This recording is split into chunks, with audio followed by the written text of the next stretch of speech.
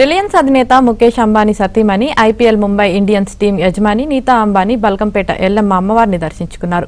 ఆలయంలో ప్రత్యేక పూజలు చేశారు.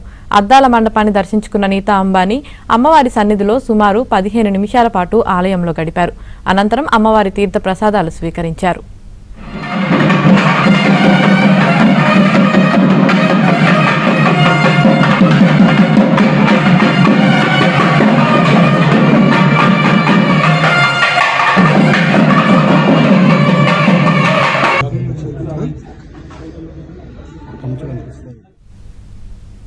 నీతా అంబానీకి ఆలయ ఈవో కుంట నాగరాజు, చైర్మన్ కొత్తపల్లి సాయిబాబా గౌడ్ ఆమెకు స్వాగతం పలికారు. ఐపీఎల్ సందర్భంగా నగరంలో ముంబై ఇండియన్ క్రికెట్ జట్టు ఎప్పుడు ఆడినా నీతా అంబానీ అమ్మవారిని దర్శించుకుంటారు.